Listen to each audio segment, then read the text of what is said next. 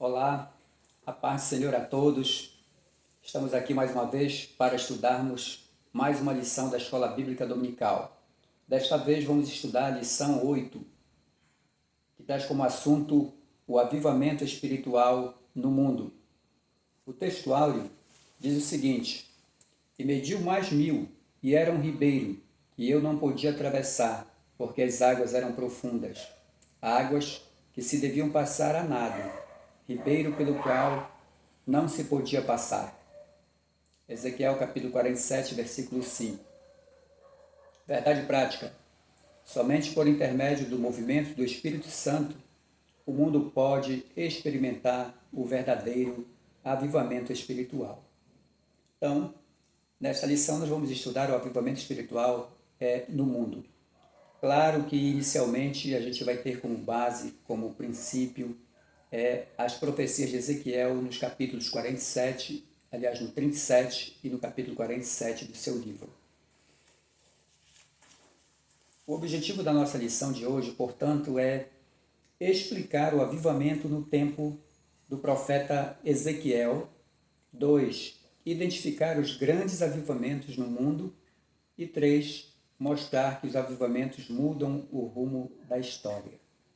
Então, vamos tratar de identificar, explicar o avivamento ocorrido no livro de Ezequiel, especificamente nos capítulos 37 e 47, e depois no tópico 2 nós vamos estudar o avivamento espiritual no mundo.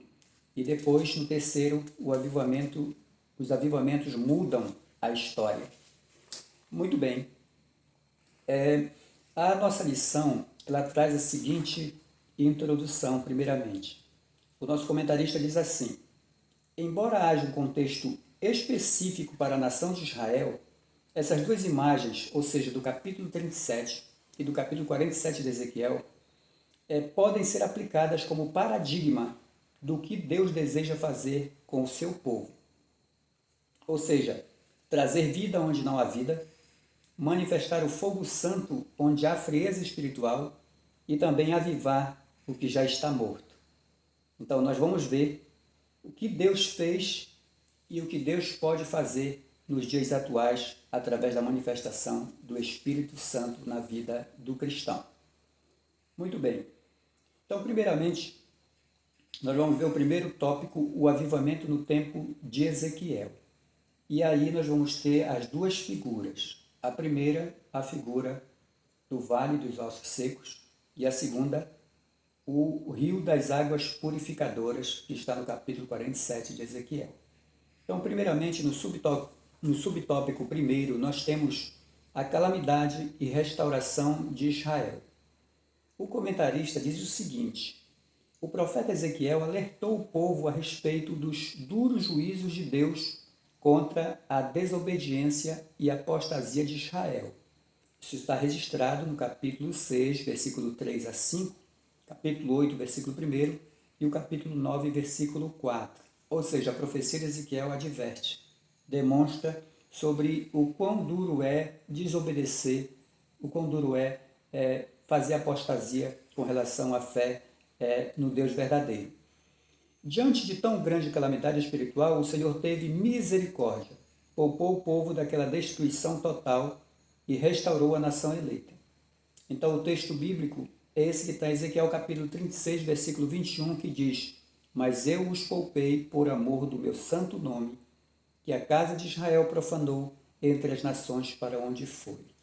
Então Deus está evidentemente triste, está aborrecido por conta da apostasia, por conta do desrespeito que a nação de Israel, após ir para o cativeiro, desonrou o nome do Senhor, seu Deus. Então o Senhor está triste, então ele profere essas palavras duras de juízo contra a nação de Israel. Mas Deus demonstra para eles que Deus já os livrou, Deus o poupou de os destruir totalmente. Ou seja, livrou, ainda deu um livramento, ainda deu um escape para a nação de Israel. Então essas duas visões que Ezequiel teve, elas se referem exatamente a essa situação difícil, porque passa Israel a situação de desobediência e de apostasia.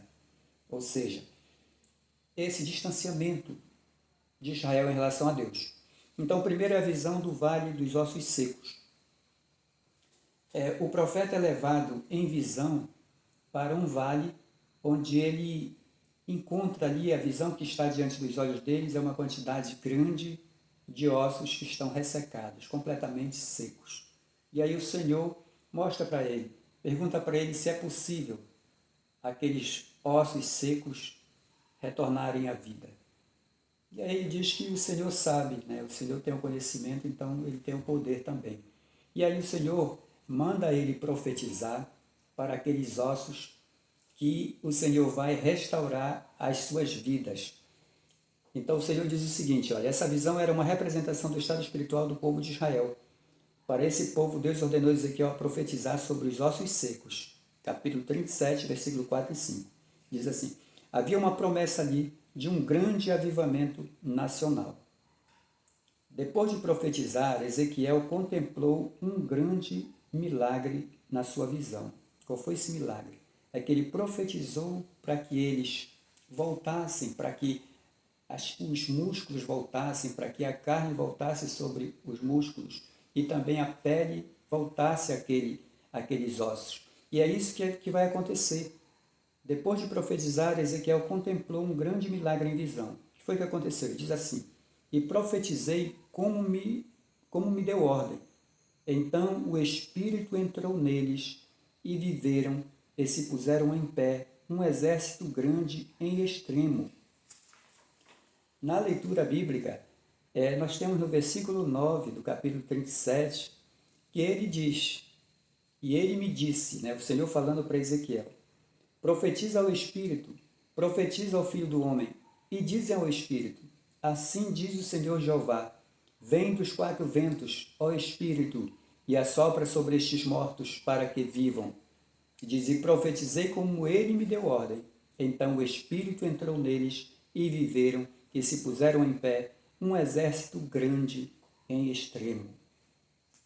E no versículo 11, meus amados, de Ezequiel, capítulo 37, está a resposta do significado. O que é que significa esses ossos secos, ou esse vale de ossos secos? Ezequiel 37, 11 diz, então me disse, filho do homem, esses ossos são toda a casa de Israel.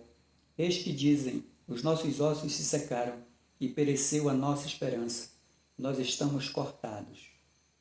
E o Senhor disse, portanto, profetiza e diz-lhes, assim diz o Senhor Jeová, eis que eu abrirei as vossas sepulturas e vos farei sair das vossas sepulturas, ó meu povo, e vos trarei a terra de Israel.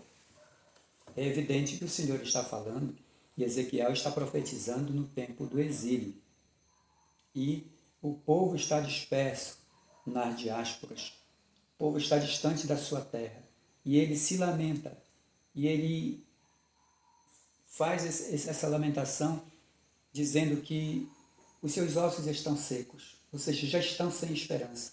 E o Senhor, então, através dessa visão de Ezequiel, em que ele profetiza aos ossos secos, esses ossos novamente se revigoram, os músculos, as carnes, a pele sobre os músculos aparecem novamente. E aí não tinha ainda o Espírito, por isso não estavam vivos. E o Senhor diz, olha, profetiza, diz ao Espírito que venha dos quatro ventos e entre sobre eles para que eles vivam. Então, o Espírito vem e eles vivem, voltam a viver novamente.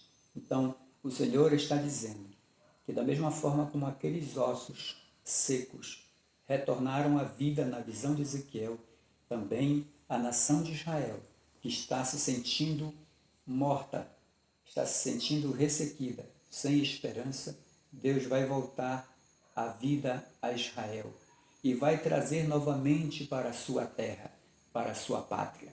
É isso que o Senhor está prometendo, está profetizando, que os que estavam dispersos iriam voltar. Então a gente sabe que essa profecia ela se cumpre evidentemente quando eles retornam para Judá, os filhos de Israel voltam para Judá, mas a gente sabe também que essa profecia é uma profecia escatológica que também fala dos últimos tempos.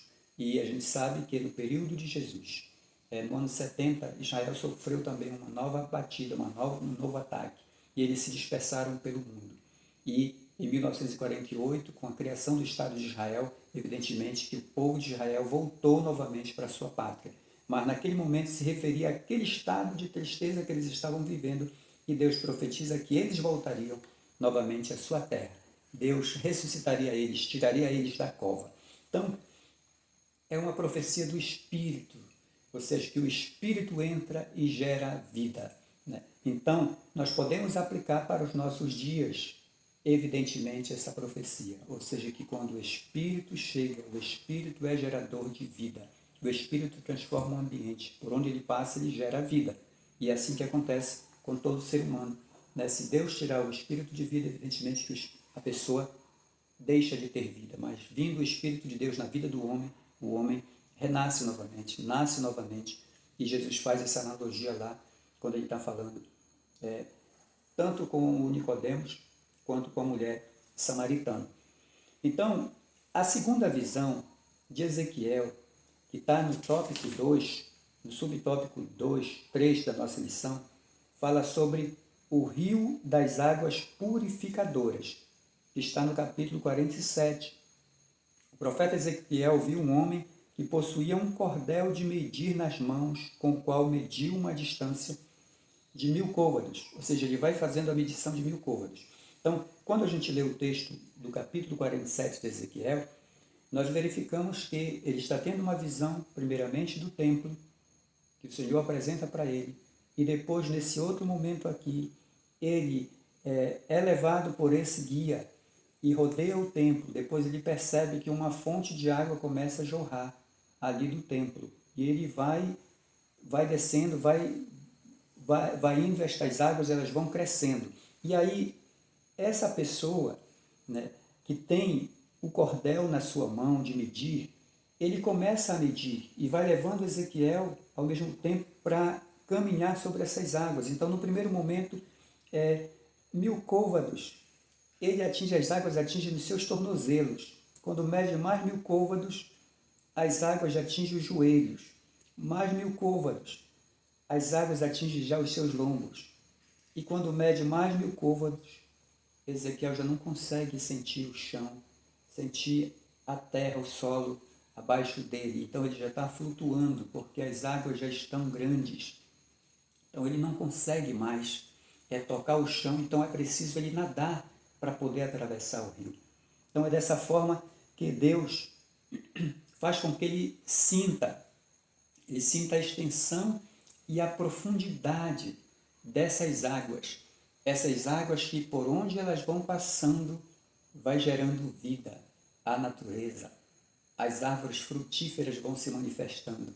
E aí por onde ela passa, por onde ela ataca, ela vai sarando a terra à sua volta, vai gerando vida.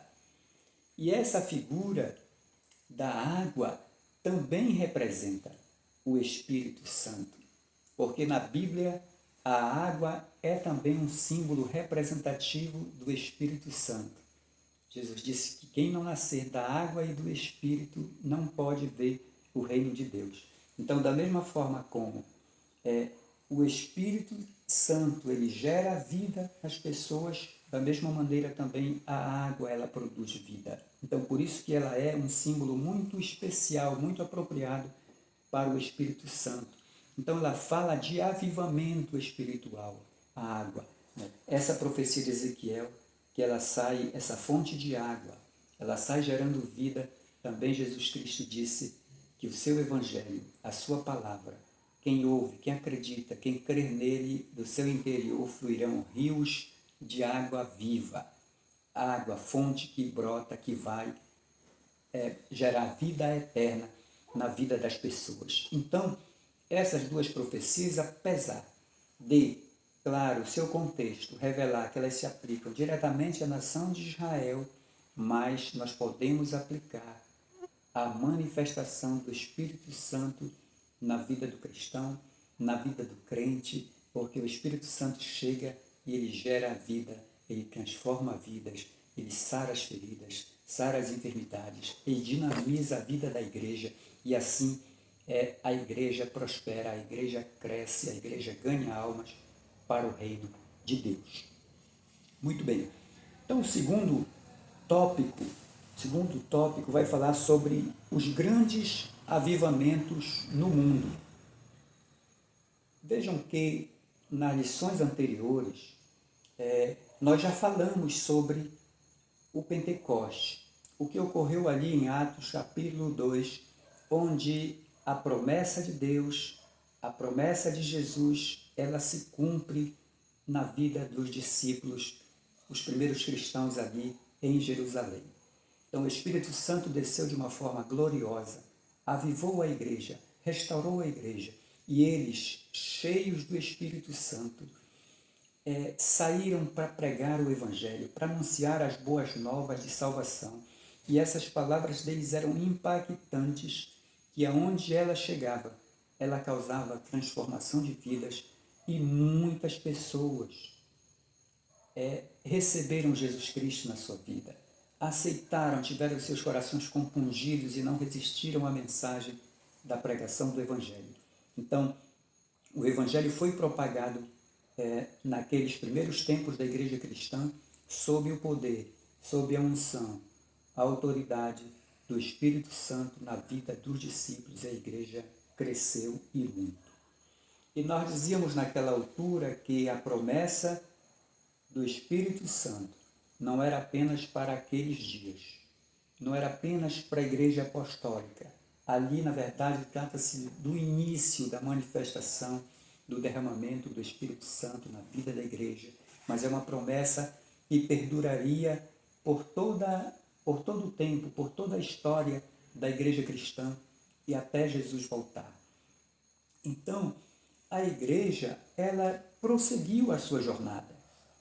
E vez por outra nós vemos que quando os cristãos buscam a Deus, colocam a sua vida na presença de Deus, de forma quebrantada, de forma humilhada, pedindo perdão dos seus pecados e buscando a manifestação, a presença do Espírito Santo na sua vida, Deus envia o Espírito Santo para mobilizar a igreja, para encher a igreja, para que a igreja fique quebrantada na sua presença, para que a igreja fique sensibilizada, para que a igreja se torne mais piedosa ainda, para que a igreja possa pregar, divulgar a sua mensagem com dinamismo, com coragem, com intrepidez. E é isso que acontece e aconteceu no decorrer da história da igreja. Em alguns momentos da história, quando o povo de Deus se humilhou para ele e buscou a sua presença de maneira sincera, de maneira verdadeira, esse Espírito Santo se manifestou de forma gloriosa na vida da igreja. Então, no tópico 2, nós temos os grandes avivamentos do mundo. Primeiramente, na Europa. Diz o texto, houve períodos que o continente europeu estava em situação idêntica à do povo de Israel, no contexto das profecias de Ezequiel 37 e 47. Pela misericórdia divina, não tardou Deus em usar pessoas cheias do Espírito Santo para proclamarem e perseverarem por um avivamento espiritual. O Senhor queria avivar o continente europeu. Então, na medida em que os seus servos se apresentaram, se colocaram diante de Deus, pedindo e na condição de receber a presença do Espírito Santo de forma grandiosa, o Senhor então manifestou o seu Espírito Santo. Nós temos alguns exemplos na história, e principalmente na Europa. Aqui nós temos na Alemanha, nós temos na Inglaterra, nós temos no país de Gales, e depois nós vamos ver também nos Estados Unidos esse avivamento sendo manifestado de maneira gloriosa, principalmente a partir do século XVIII, século XIX e o século XX. Ou seja, receberam, experimentaram essa porção maravilhosa do Espírito Santo na sua vida. Na Alemanha, por exemplo, o avivamento aconteceu através do conde Zinzendorf, uma pessoa que desde criança se colocou na presença de Deus, com piedade, com devoção sincera e verdadeira. E ele começou a ser, então, abençoado, ser olhado por Deus de maneira diferente, de maneira espiritual.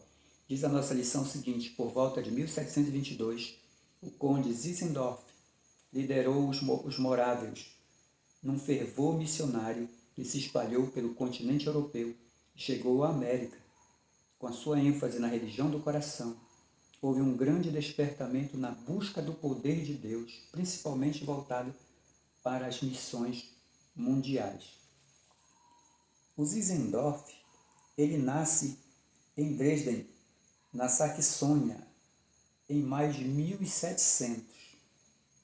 E ele vai viver até 1760. E desde criança ele é abençoado, ele é uma pessoa que já sente a presença de Deus, a necessidade de buscar a Deus. E ele testemunha da seguinte forma: ainda na infância eu amava o Salvador e tive comunhão abundante com ele. Aos 4 anos comecei a buscar sinceramente a Deus e decidi tornar-me um verdadeiro servo de Jesus. Esse testemunho foi dado pelo próprio Zinzendorf. E aí, quando ele já era mais jovem, ele foi estudar numa faculdade, e aí ele criou com seus colegas, ele criou uma ordem chamada o Grão de Mostarda, que visava, já tinha como objetivo a evangelização do mundo. E um dos lemas da sua vida, ele adotou a seguinte frase: tenha uma única paixão, Jesus, Ele e somente Ele. Esse era o lema da vida de Zinzendorf. Tenha uma única paixão, que é Jesus, Ele e somente Ele. Então ele era realmente apaixonado por Jesus. Ele vivia que iria ser útil ao reino de Deus. E aí, uma certa vez, ele estava na Alemanha, ele visitou uma galeria de arte e ele viu um quadro de Jesus coroado de espinho. E existia uma frase que dizia assim, estava ali uma inscrição que falava: eu tudo fiz por ti, o que fazes tu por mim? E aí aquela imagem do Cristo coroado de espinhos e mais esta frase: eu tudo fiz por ti. E você, né? O que fazes por mim? E aí essa frase impactou ele grandiosamente. Ele foi tocado profundamente e o levou a chorar e a tomar uma decisão de dedicar a sua vida ao serviço de Cristo. Então ele realmente foi uma pessoa dedicada ao Evangelho, mas desde criança ele olhava a missão como algo mais importante da vida cristã. Ou seja, a chama missionária, o espírito missionário já falava forte dentro dele. Em 1722, ele, usando o recurso da sua herança, ele criou uma comunidade denominada Abrigo do Senhor. Abrigo do Senhor. E ele criou essa entidade exatamente para dar refúgio aos cristãos perseguidos da Morávia. Morávia é pertencente à República da Tchecoslováquia, que estava ao lado, né, tcheca. E aí eles estavam sendo perseguidos e começaram a migrar para a Alemanha, fugindo da perseguição. E ele então criou este abrigo e começou a recepcionar, proteger esses obreiros, esses cristãos da Morávia. E aí ele passou a ser uma espécie de líder desses cristãos que estavam chegando. E aí, num dado momento, num domingo, diz que foi 13 de agosto de 1727, eles participaram de uma reunião, estavam reunidos para a ceia do Senhor, e o Espírito Santo veio sobre eles, quebrantando-os e levando-os a uma reunião de oração, provocando um avivamento que durou cerca de 100 anos. Este avivamento na vida deles. Então, mas um avivamento, uma devoção profunda a Deus, uma devoção profunda ao Espírito Santo e a Jesus Cristo, em oração, em jejum, buscando o Espírito Santo, mas sempre focado na cruz de Cristo, para a salvação de todos os seres humanos. E aí eles visavam sempre a evangelização mundial. E esse movimento espiritual fez com que eles começassem, a partir de 1732, enviar missionários para o mundo. Então, eles enviaram missionário para as Ilhas Virgens, para a Groenlândia, Suriname, África do Sul, Jamaica, Canadá, Austrália, Tibete e tantos outros países. Eles enviaram missionários para ganhar almas para o reino de Deus. E o resultado disso foi muito grande, porque muitas pessoas abraçaram a Cristo através deste avivamento, através desta obra, começada por Zinzendorf, cheio do Espírito Santo, e teve a visão missionária, a importância da missão, de evangelização, e aí eles conseguiram ganhar muitas almas para o Senhor. A partir da Alemanha, invadiu a Europa e atingiu o mundo naquele momento, naquele período que eles estavam com este avivamento. Nós temos também o avivamento na Inglaterra. Nós vamos ter algumas figuras, como por exemplo John Wesley e o seu irmão Charles Wesley, e também o pastor George Whitefield. Essas pessoas elas foram importantes no avivamento na Inglaterra.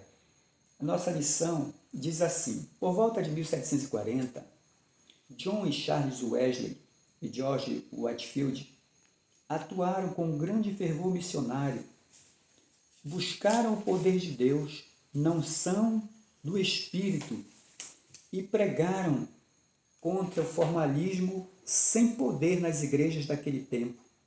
Um grande avivamento desceu sobre a nação inglesa. Então vejam que ele, o Wesley, por exemplo, ele era anglicano. O pai dele era anglicano e ele foi consagrado o diaconato nesse ministério da igreja anglicana. Mas ele começou a se reunir com os amigos, os três amigos, no caso ele e seu irmão Charles Wesley, o John Wesley e o pastor George Whitefield, com a finalidade de estudar as Escrituras e praticar uma religião com fidelidade a Deus. Então, nessas reuniões que eles faziam com esses amigos, a forma de culto, de adoração deles levava em consideração várias práticas de devoção, como, por exemplo, comungar uma vez por semana, orar diariamente, além de reservar pelo menos 3 horas por dia para estudo da Bíblia Sagrada. Então vejam que John Wesley, seu irmão Charles, eles se preocupavam com a oração, se preocupavam com o estudo da Bíblia e se preocupavam em buscar o Espírito Santo. E aí começou esse grande avivamento a partir dali. E aí eles começaram então a pregar a palavra de Deus, e nas reuniões onde eles pregavam, um grande número de pessoas eram atraídas para esses cultos de adoração, para esses cultos onde a mensagem de Deus era pregada de uma forma extraordinária, com unção, com poder de Deus. E aí eles conseguiram, então, tanto na Inglaterra quanto na Irlanda, fazer um rebuliço espiritual, muitas almas se rendendo aos pés do Senhor Jesus por conta do trabalho missionário que eles estavam fazendo. E ele chegou, inclusive, a evangelizar, pregar nos Estados Unidos, na Geórgia. John Wesley, ele foi para lá e ficou lá de 1736 a 1738 e conseguiu também reunir milhares de pessoas ao entorno dos seus cultos, ao entorno das suas pregações avivadas, pregações cheias do Espírito Santo. E eles fizeram esse excelente trabalho, e sempre voltado para estudo da palavra, oração, jejum, busca do avivamento através do Espírito Santo, mas sempre pensando nas almas que precisavam de salvação. E o Espírito Santo então usou esses homens de Deus para poder realmente propagar o Evangelho de Jesus Cristo. E o resultado desse avivamento, no século XVIII, lá na Inglaterra, é que eles conseguiram produzir, além deles próprios pregarem e evangelizarem, eles produziram uma grande quantidade de obreiros, de missionários, pregadores itinerantes, pelo menos 300 pregadores itinerantes, e pelo menos 1000 pregadores locais. Por onde eles passavam, eles iam avivando e iam preparando, treinando pessoas para pregar sob a unção do Espírito Santo de Deus. Então a Inglaterra, ela sentiu este avivamento, a Irlanda, inclusive também os Estados Unidos, a partir desses homens de Deus que fizeram muito pelo reino de Deus, e o ministério deles foi avivado. Foi avivado. Nós temos aqui, na letra C do segundo tópico, também o avivamento no país de Gales. Evan Roberts, um adolescente de 13 anos, reuniu seus colegas e lhes falou da visão que recebeu de Deus num domingo, dizendo que enviaria um avivamento, mas todos precisavam abandonar a prática do pecado. Foi tão grande o impacto daquela visão de Deus que por volta de 1904 e 1905 o avivamento começou a espalhar-se pela cidade, pelo país e alcançou muitos países no mundo. Então, Evan Roberts, ele foi um instrumento usado por Deus para evangelizar. Então, em 1891, aos 13 anos de idade, Robert começou a ter fome e sede de orar.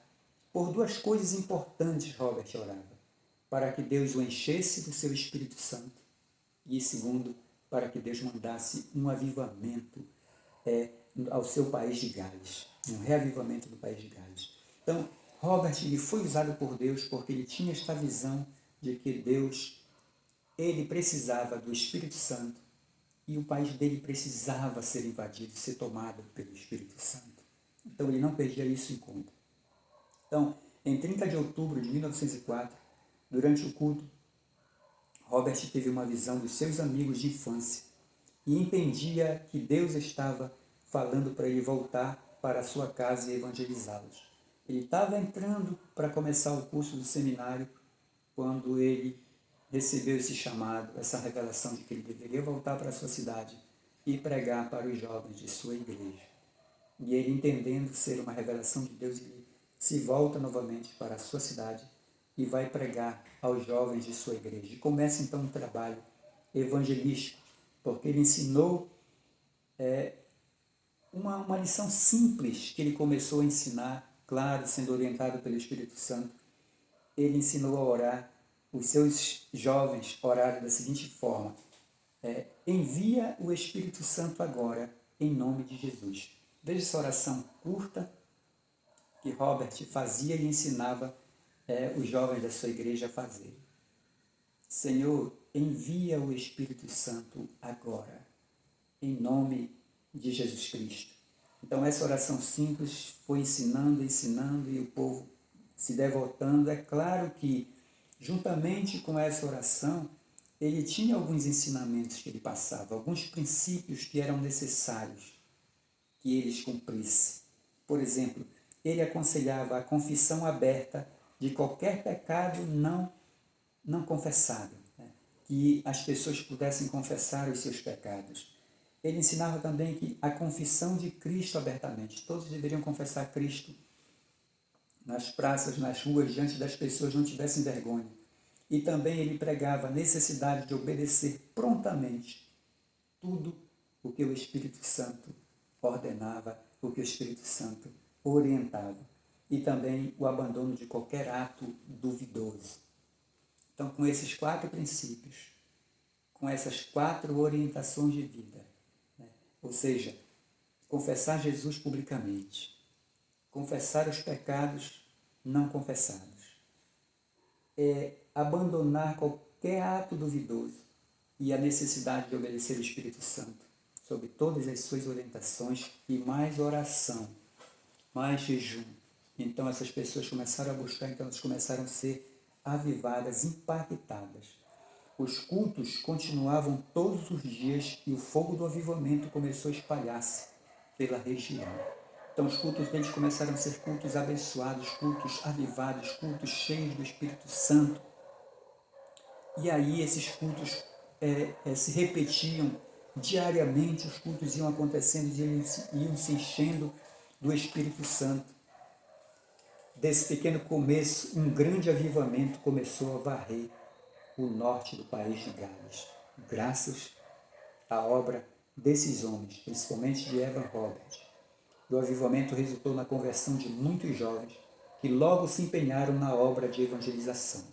É interessante ver esse avivamento no país de Gales, que Evan Roberts, na verdade, com 26 anos, ele começa então a fazer essa obra missionária, ele começa esse avivamento aos 26 anos, e juntamente com os jovens da sua igreja.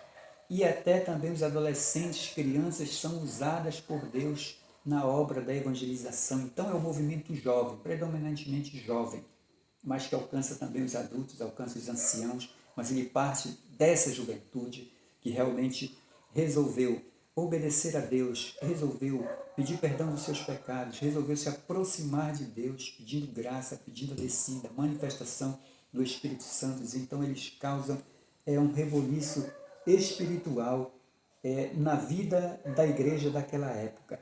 Durante o avivamento, os cultos continuavam quase sem parar e a presença de Deus era manifesta de forma especial.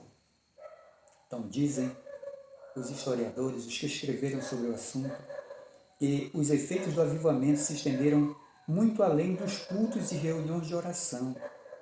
Os bares e cinemas eram fechados e as livrarias evangélicas vendiam todos os seus estoques de Bíblia, porque a fome e a sede de Deus, a sede do Espírito Santo, a sede da palavra de Deus era grande e as pessoas iam se convertendo, as pessoas iam crendo em Deus, queriam ler, queriam se alimentar da sua palavra, e o Evangelho então foi avivado naquele tempo.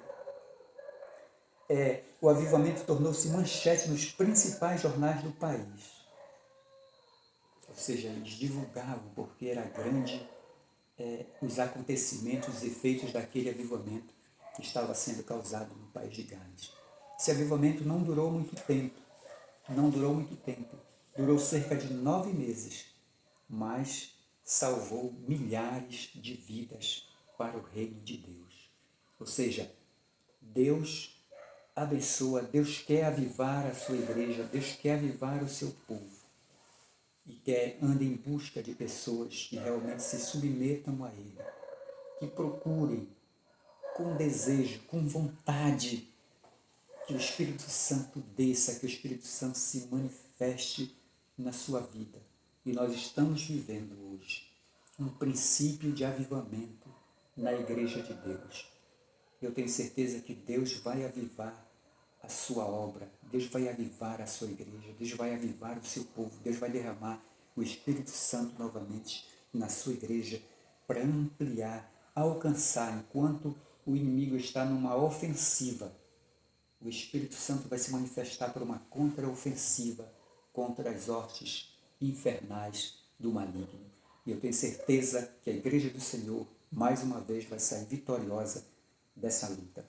Então, assim ocorreu no país de Gales, em 1904 e 1905, esse grande avivamento que se espalhou por todo o mundo, né?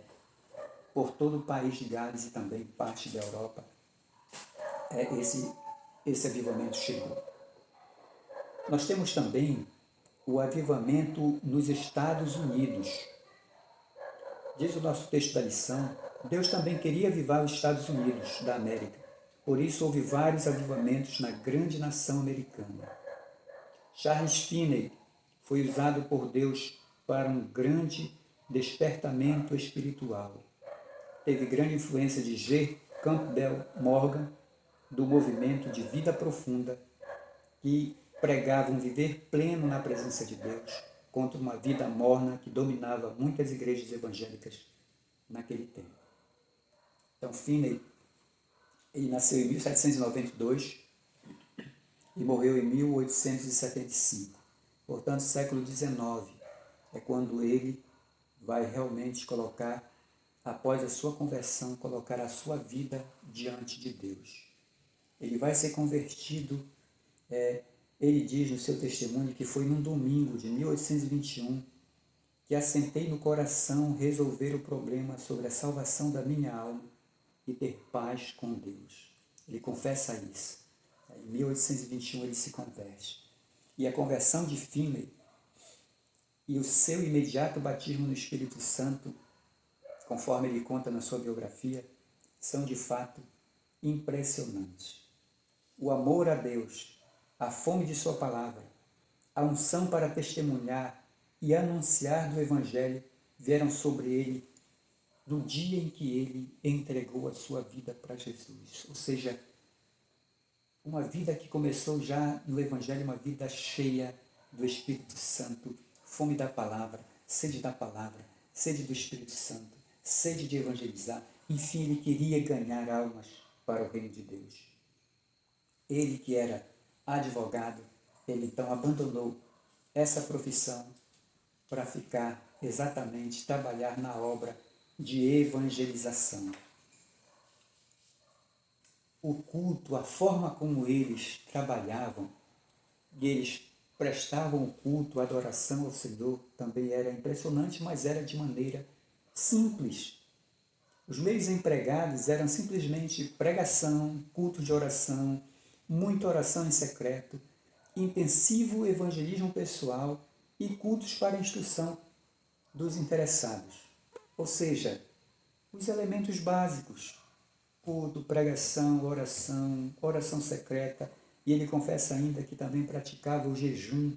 Ele dizia, eu tinha o costume de passar muito tempo orando. Acho que às vezes orava realmente sem cessar. Achei também grande proveito em observar frequentemente dias inteiros de jejum em secreto. Em tardias, para ficar inteiramente sozinho com Deus, eu entrava na mata, ou então me fechava dentro do templo. Ou seja, a sede de estar, a vontade de estar a sós com Deus, buscar a sua presença, pedir o Espírito Santo, pedir almas para o Senhor. E evidentemente que quando ele pregava, quando ele ministrava, dezenas, centenas, milhares de pessoas vinham aos pés do Senhor Jesus. Calcula-se que somente durante os anos de 1857 e 58, mais de 100 mil pessoas foram ganhas para Cristo pelo ministério de Charles Finney.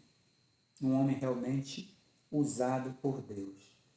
E também na Inglaterra, durante 9 meses de evangelização, multidões também se prostraram diante do Senhor Jesus pela pregação de Finney. Então, realmente um homem avivado, um homem cheio do Espírito Santo, que movimentou o mundo espiritual, quebrou o inferno e arrebatou muitas almas para Cristo. Então, são avivamentos que aconteceu em Atos dos Apóstolos no início, mas que continuou o Espírito Santo suscetível à disposição da igreja para a obra da evangelização. Porque Deus quer, Deus deseja que o mundo todo seja evangelizado. Ele precisa de obreiros, ele precisa de homens e mulheres que se disponham, se coloquem na condição de servos, sinceramente, verdadeiramente, para que ele possa usar.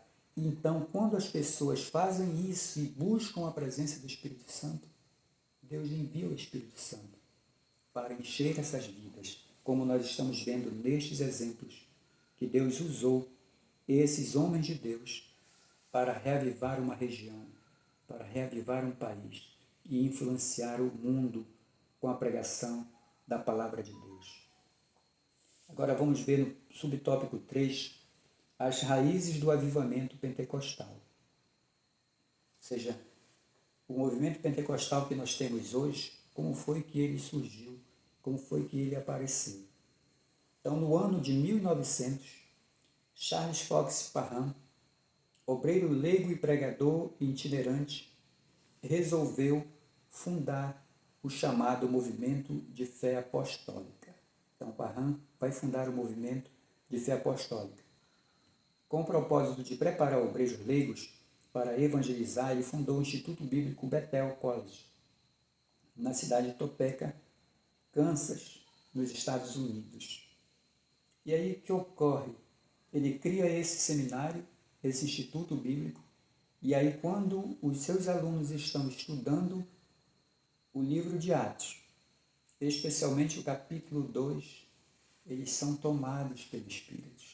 Eles são cheios do Espírito Santo e são batizados naquele momento do estudo da Palavra de Deus.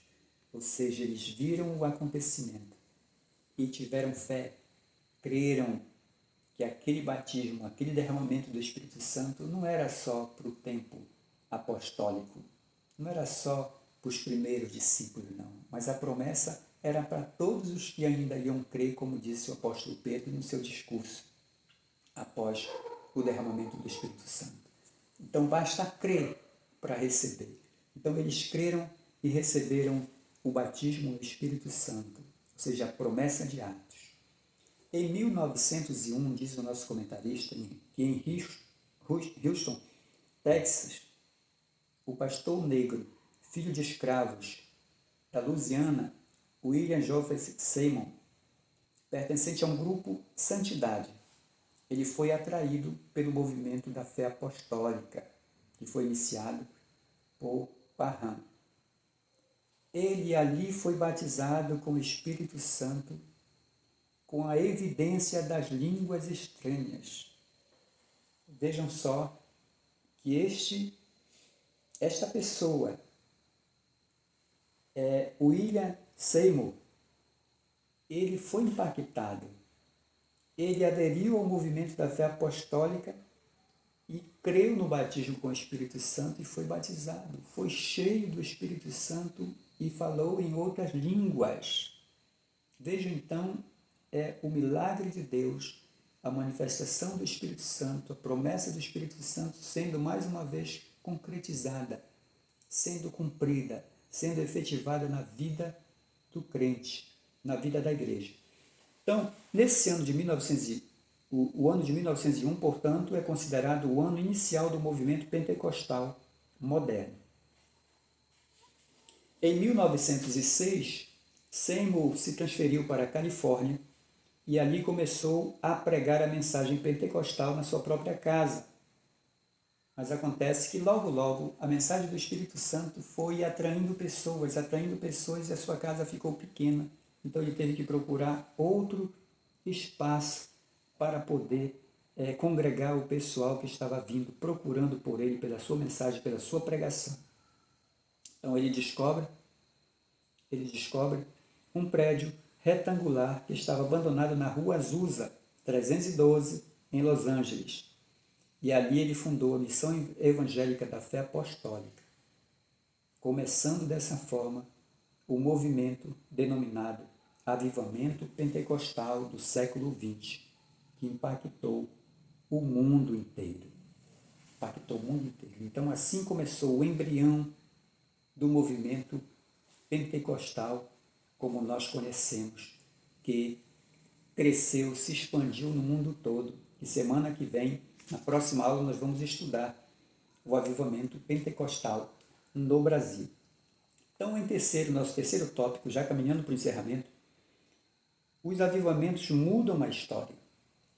Então, todos esses avivamentos que nós vimos aqui, esses exemplos de avivamentos, na Alemanha, na Inglaterra, no país de Gales, Estados Unidos, o que acontece? Deus nem sempre se manifesta da mesma maneira, mas Deus tem a sua forma de se manifestar na vida das pessoas. Mas todos, evidentemente, que sentem que é o Espírito de Deus, é o Espírito Santo que está descendo, que está se manifestando na vida deles.